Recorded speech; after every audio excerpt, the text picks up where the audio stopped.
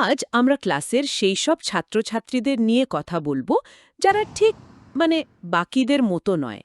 কেউ হয়তো টিচারের প্রশ্ন শেষ করার আগেই উত্তর দিয়ে দেয়, আবার কেউ হয়তো ঘন্টার পর ঘন্টা একটা ছবি আঁকতে মগ্ন থাকে। আবার এমনও কেউ আছে যার কাছে হয়তো বইয়ের অক্ষরগুলো দুর্বোধ্য লাগে, কিন্তু খেলার মাঠে তার কৌশল দেখলে সবাই অবাক হয়ে যায়। সব ধরনের শিক্ষার্থীকেই একটা বড় ছাতার তলায় আনা যায়। নামটা হলো ব্যতিক্রমী শিশু বা এক্সেপশনাল চিলড্রেন। আচ্ছা, নামটা শুনলেই কিন্তু মনে হয় এটা শুধু প্রতিবন্ধকতা বা বিশেষ চাহিদার বিষয়। কিন্তু বিষয়টা কি তার চেয়েও বড়? আজকের এই আলোচনায় আমরা ঠিক এটাই বোঝার চেষ্টা করব। এই ব্যতিক্রমী বলতে আসলে কাদের বোঝায়? এর মধ্যে কি ক্লাসের সবচেয়ে মেধাবী ছাত্র বা ছাত্রীটিও পড়ে? আর সবচেয়ে বড় প্রশ্ন হল, আমাদের স্কুল কলেজগুলো কি এদের সবার প্রয়োজন মেটানোর জন্য আদৌ প্রস্তুত? ঠিক এখানেই বিষয়টা খুব আকর্ষণীয় হয়ে ওঠে, কারণ এই প্রতিভা বা ব্যতিক্রমী হওয়ার ধারণাটাই সময়ের সাথে আমূল বদলে গেছে। আগে মেধাবী মানেই ছিল পরীক্ষায় ১০০ পাওয়া ছাত্র বা ছাত্রী। কিন্তু এখন বিশেষজ্ঞরা বলছেন প্রতিভা লুকিয়ে থাকতে পারে খেলাধুলায়, নেতৃত্বে, এমনকি অসাধারণ সৃজনশীলতার মধ্যেও। আমাদের হাতে থাকা বিভিন্ন গবেষণা আর ভারতের জাতীয় শিক্ষানীতি বা এনইপিও কিন্তু এই নতুন ভাবনাকে স্বীকৃতি দিচ্ছে। আজ আমরা এই পুরো বিষয়টাই খুব সহজভাবে তলিয়ে দেখব। দারুণ। তাহলে চলুন শুরু থেকেই শুরু করা যাক। এই যে ব্যতিক্রমী শিশু বলা হচ্ছে, এর একটা কি সহজ সরল সংজ্ঞা কি হতে পারে? কাদের কথা বলছি আমরা? সহজ কথায় বলতে গেলে বিশেষজ্ঞরা, যেমন ধরুন ক্রো অ্যান্ড ক্রো, তারা বলেছেন ব্যতিক্রমী শিশু তারাই যারা গড়পড়তা শিশুদের থেকে শারীরিক, মানসিক বা সামাজিক বৈশিষ্ট্যে এতটাই আলাদা যে তাদের বেড়ে ওঠার জন্য বা শেখার জন্য একটু বিশেষ ধরনের সাহায্যের প্রয়োজন হয়। একদম ঠিক তাই। আর মজার ব্যাপার হলো, এই আলাদা হওয়াটা দুদিকেই হতে পারে। কেউ গড়মানের থেকে অনেক এগিয়েও থাকতে পারে, আবার কেউ হয়তো কিছুটা পিছিয়েও থাকতে পারে। তার মানে আপনি বলতে চাইছেন যে ক্লাসের যে ছেলেটা বা মেয়েটা অঙ্ক অলিম্পিয়াডে যাচ্ছে, সেও এই সংজ্ঞার মধ্যে পড়ছে, আবার যে শিশুটির ডিসলেপসিয়ার কারণে পড়তে গিয়ে সমস্যায় পড়ছে, সেও এর অন্তর্ভুক্ত। একদম। এই ছাতাটার তলায় সবাই আছে। একদিকে যেমন আছে মেধাবী বা গিফটেড এবং সৃজনশীল বা ক্রিয়েটিভ শিশুরা, তেমনি অন্যদিকে আছে শিক্ষণ অক্ষমতা বা লার্নিং ডিসেবিলিটিস, অথবা ধরুন শারীরিক প্রতিবন্ধকতাযুক্ত শিশুরাও। ভারতের জাতীয় শিক্ষানীতি তো আরও এক ধাপ এগিয়ে বলছে, প্রত্যেক ছাত্রছাত্রীর মধ্যেই কোনো না কোনো জন্মগত প্রতিভা থাকে। আমাদের কাজ হলো সেই প্রতিভাকে খুঁজে বের করা, তাকে বিকশিত হওয়ার সুযোগ করে দেওয়া, শুধু পুঁথিগত বিদ্যার মধ্যে আটকে না রেখে। মেধাবী বা গিফটেড শিক্ষার্থী বললে আমাদের চোখে এখনও হয়তো চশমা পরা, প্রথম বেঞ্চে বসা কোনো ছাত্র বা ছাত্রীর ছবিই ভেসে ওঠে। এই ধারণাটা কি আদৌ ঠিক? এটা একটা বহু পুরনো এবং বেশ সীমিত ধারণা। আগেকার দিনে মনোবিজ্ঞানী টারম্যানের মতো বিশেষজ্ঞরা মনে করতেন যাদের আইকিউ 140 বা তার বেশি, তারাই মেধাবী। ও, মানে পুরোটাই আইকিউ নির্ভর ছিল? হ্যাঁ, পুরো ব্যাপারটাই ছিল বুদ্ধি বা একাডেমিক দক্ষতার ওপর নির্ভরশীল। কিন্তু এখন আমরা জানি মানুষের প্রতিভা শুধু আইকিউ দিয়ে মাপা যায় না। আধুনিক সংজ্ঞাটা অনেক ব্যাপক। এখন বুদ্ধিবৃত্তিক ক্ষমতার পাশাপাশি সৃজনশীলতা, নেতৃত্বদানের ক্ষমতা, শিল্পকলা, যেমন ধরুন গান, নাচ, আঁকা। আর খেলাধুলাও নিশ্চয়? অবশ্যই, খেলাধুলার মতো সাইকোমোটর স্কিলকেও প্রতিভার অংশ হিসেবে ধরা হয়। ধরুন একটা শিশু হয়তো কোনো খেলনা বা যন্ত্রকে নিমেষে খুলে আবার নিখুঁতভাবে জুড়ে ফেলতে পারে। পুঁথিগত বিদ্যায় সে হয়তো সেরা নয়, কিন্তু তার এই যান্ত্রিক প্রতিভাটাও গিফটেডনেসের মধ্যেই পড়ে। এখানে আমার একটা প্রশ্ন আছে, যেটা হয়তো অনেকেই ভাবেন।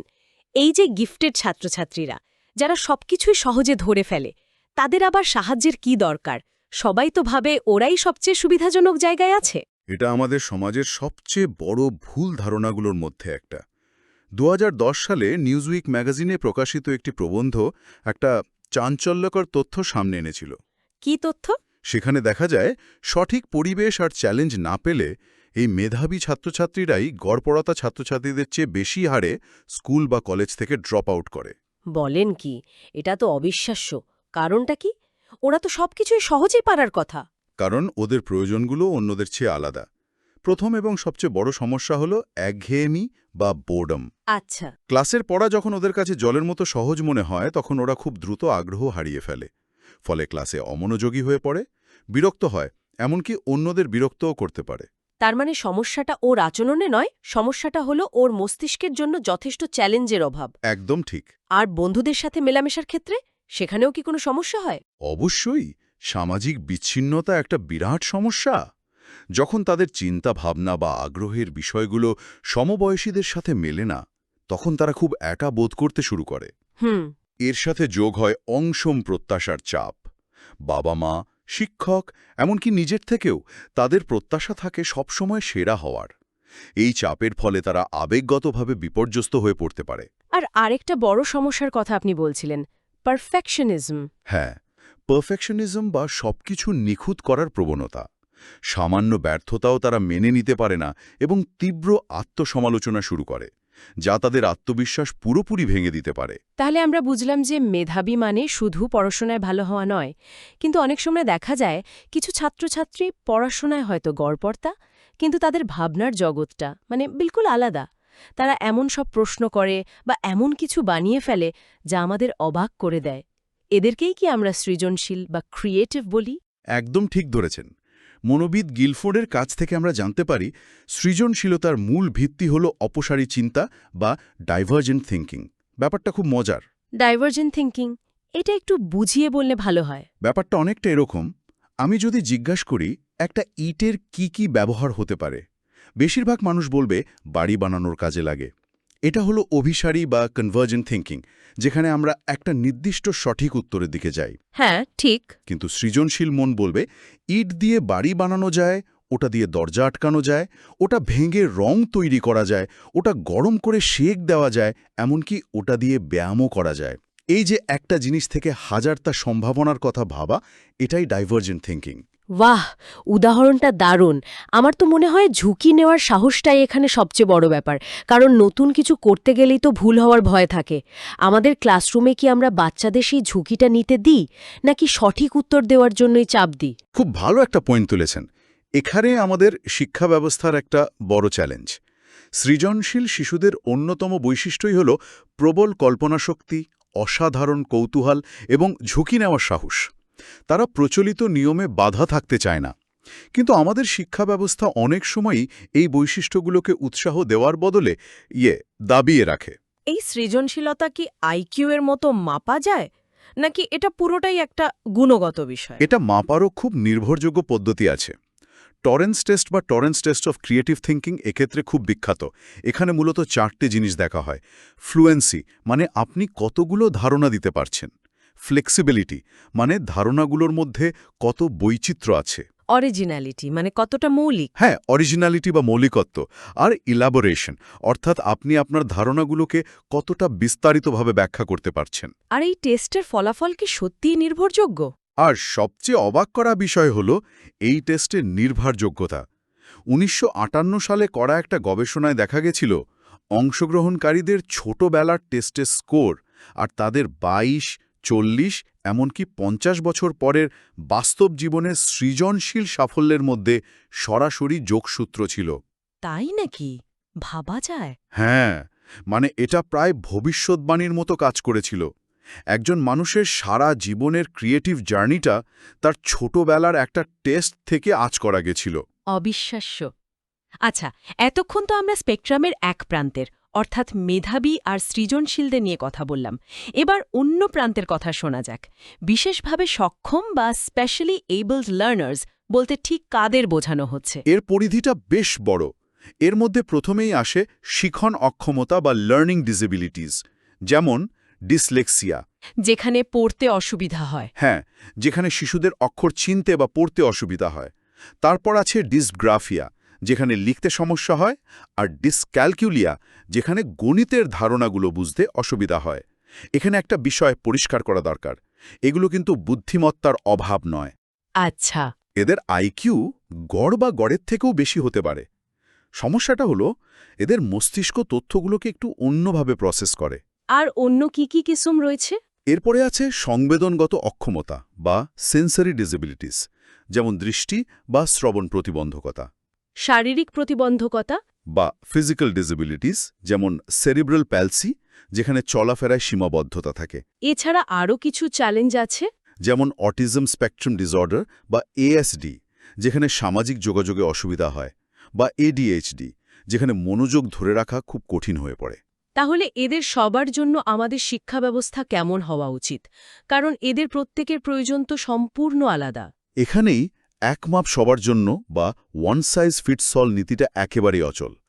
ইউনেস্কো এবং ভারতের প্রতিবন্ধী ব্যক্তি আইন বা পিডব্লিউডি অ্যাক্টের মতো গুরুত্বপূর্ণ নথিগুলোতে অন্তর্ভুক্তিমূলক শিক্ষা বা ইনক্লুসিভ এডুকেশনের কথা বলা হয়েছে। এর মূল দর্শনটা খুব সুন্দর। সমাজকে শিশুর জন্য নিজেকে বদলাতে হবে, শিশুকে সমাজের জন্য নয়। অর্থাৎ সব ধরনের শিশুকে একই ক্লাসরুমে এনে তাদের প্রত্যেকের প্রয়োজন অনুযায়ী বিশেষ সহায়তা দিতে হবে। ঠিক তাই। শুনতে তো অসাধারণ লাগছে, কিন্তু এটা কি বাস্তবে সম্ভব? একজন শিক্ষকের পক্ষে ৩০-৪০ জন ছাত্রছাত্রীর ক্লাসে প্রত্যেকের জন্য আলাদা করে ব্যবস্থা করাটা তো প্রায় অসম্ভব মনে হতে পারে। কাজটা কঠিন, কিন্তু অসম্ভব নয়। সোর্সগুলোতে এর জন্য কিছু পরীক্ষিত পদ্ধতির কথা বলা হয়েছে। প্রথম এবং সবচেয়ে গুরুত্বপূর্ণ হল ডিফারেন্সিয়েটেড ইনস্ট্রাকশন। মানে একই ক্লাসে বিভিন্ন ধরনের শিক্ষণ পদ্ধতি ব্যবহার করা? হ্যাঁ, একই ক্লাসে একই বিষয় পড়ানোর সময় শিক্ষার্থীদের সামর্থ্য অনুযায়ী বিভিন্ন শিক্ষণ পদ্ধতি, উপকরণ এবং মূল্যায়নের ব্যবস্থা করা। একটা উদাহরণ দিয়ে বোঝানো যাবে? নিশ্চয়ই। ধরুন, ক্লাসে একটা গল্প পড়ানো হচ্ছে। যে ছাত্রছাত্রীরা দ্রুত পড়ে তাদের হয়তো গল্পের মূল ভাব নিয়ে একটা প্রবন্ধ লিখতে দেওয়া হলো। যারা পড়তে ভালোবাসে কিন্তু লিখতে নয়, তাদের হয়তো গল্পটা নিয়ে একটা নাটক করতে বলা হলো। আর যে শিশুটির পড়তে অসুবিধে, তাকে হয়তো গল্পটার একটা অডিও সংস্করণ শুনতে দেওয়া হলো।